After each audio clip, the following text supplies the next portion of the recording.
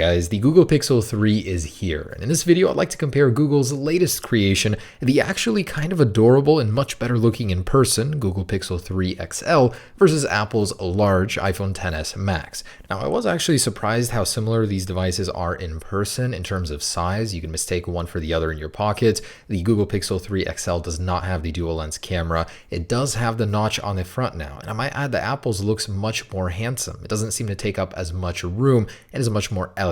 Not only that, on the bottom you now have a chin area on the Pixel 3 XL, but aside from the design, which I personally do not like too much, let's see if it makes up for it in performance. So let's put Google's newest phone through its paces. The iPhone XS Max I've already tested. It turns out it's actually the fastest phone I've ever speed tested on this channel. Specs are very similar here. Apple's processor is the newer one, 7nm, but both do have 4GB of RAM. And just an observation I made, Android has never looked more similar to iOS, or maybe it's vice versa, than ever before. Android 9.0 has a very similar gesture interface, and I'm very excited to test that out here. Now, Google didn't do too well with the Pixel 2 on my speed test. Let's see if the 3 will be any better. So both of these are updated on their newest firmwares, and all of them cleared out in the app switcher. We're going to start with the day-to-day usage test, where we basically launch applications one after another, see which one can get through them faster. I'm going to start with the social media stuff, and this is where I noticed this right away. The Pixel has very long, drawn-out animations. Considering they have total control over what they can do with the operating system, I'm kind of confused why they would leave that delay there. They should launch apps much faster, like the OnePlus series. But anyways, it does get through them, just a lot slower because of the animation. And in general, I'm just not feeling the fluidity that I do with other Android phones, which surprises me so much considering this is supposed to be Google's flagship. And I really do hope that with time they do optimize it, update it, but right now it's far from a perfect product. Even Apple's latest iPhone XS Max was more optimized on release, and of course it will get better with time, but just a little disappointed here from Google. So at this point, the iPhone XS Max is pulling ahead, still a couple applications in the lead. It seems to load the heavier stuff a little bit better. The animation certainly help on the Pixel 3, they're drawn out, so that adds to the time. But at this point, the iPhone XS Max has received some support from applications, so some of these have been updated and might be running better than before even in my earlier speed test.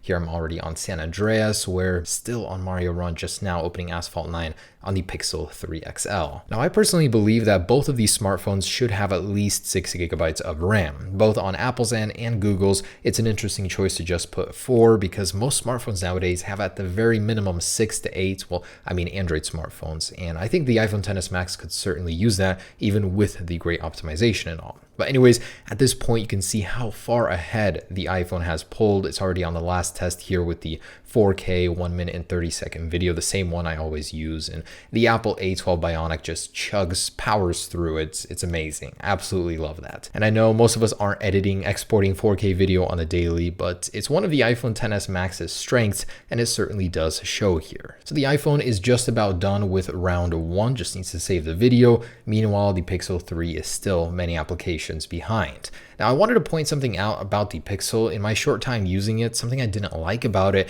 is just how dim the display is. Surprisingly, way dimmer than any other Android phone, dimmer than the iPhone. It's just something unusual because most Android phones do have brighter displays than the iPhone, so I was a little surprised by that. Anyways, the iPhone XS Max finishes with round 1, 2 minutes and 23 seconds. Now, the applications at the very beginning have been cleared out of the app switcher, and the same thing happened on the first version, iOS 12.0. Highly doubt that there's a difference just one version apart, but hopefully that does get better with time. Minecraft is the cutoff application where all of the apps were loaded after that, which is very nice. So they were still there. You can go back to even some of the heavy stuff like Grand Theft Auto. The iPhone XS Max just breezed through round 2. Everything past Minecraft was loaded, so that certainly helped with the time, and that's a new winner. Round 2 is 32 seconds for the iPhone XS Max. Very, very impressive, better than the initial speed test that I did on it. And about time, so the Google Pixel 3 finishes round 1 with 3 minutes and 48 seconds. That's honestly really, really bad. I'd expect that from a phone about 2 years ago,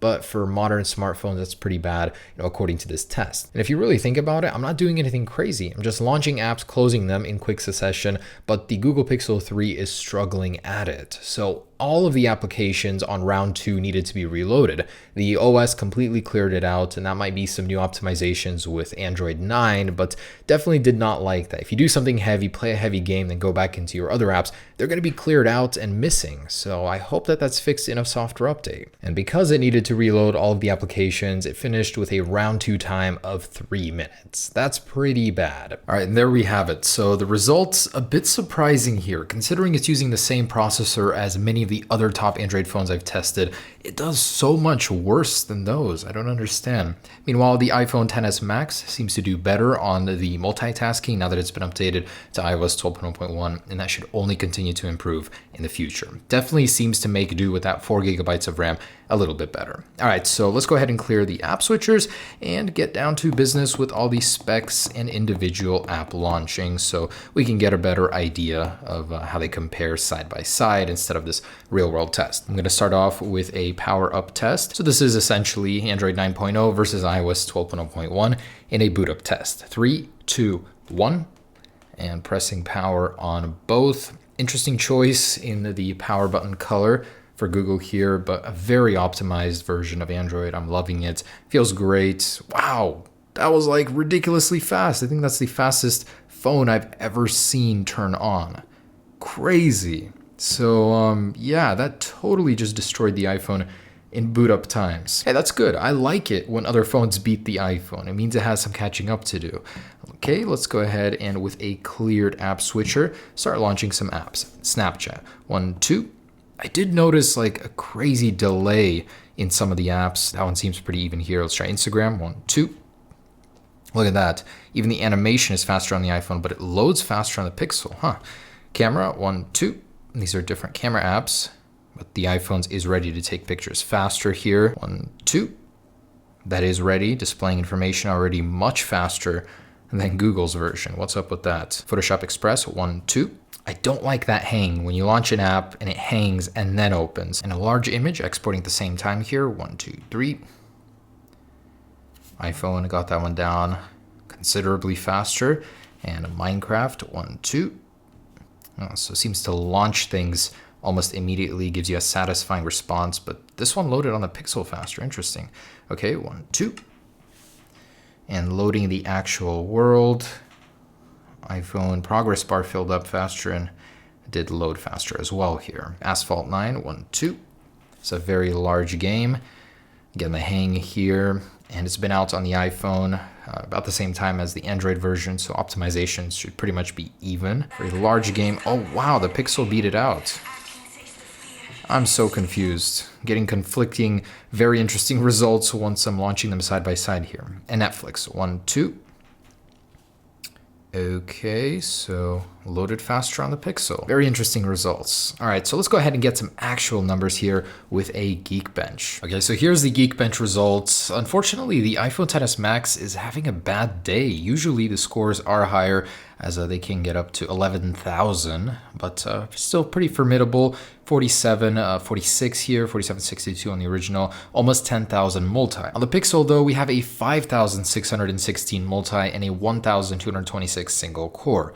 So I don't know what it is, but the scores are pretty low on both. Anyways, let's go ahead and run an Antutu and get a graphical performance idea. And wow, look at that. So a very close Antutu benchmark score. Let's break it down here. So CPU, the iPhone has the advantage. GPU, apparently the Pixel 3 has the advantage, and so on. So very, very close here. And on the same internet, interestingly enough, the iPhone maxed out the Wi-Fi speed test to a further extent over the Pixel 3. So that's pretty good, I guess, but both are pretty high where you're not really going to notice it. All right, next up, let's test out Biometrics, Apple's Face ID versus Pixel's fingerprint sensor on the back. So you get used to placing it there. Still pretty convenient, much faster usually versus facial recognition. And unfortunately, the Pixel does not come with facial recognition. So there's really no reason to have such a crazy notch other than the cameras. But anyways, here we go. So with both locked in 3, 2, 1. Yeah, no question, the Pixel with the fingerprint sensor is way faster here. And once again, 1, 2, 3.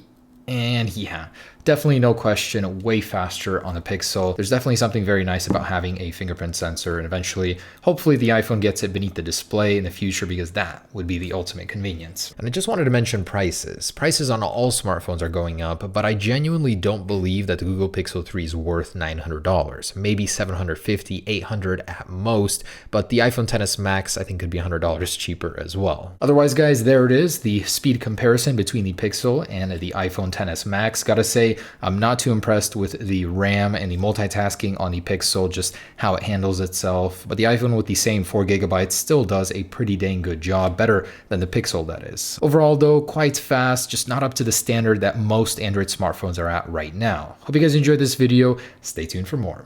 Peace.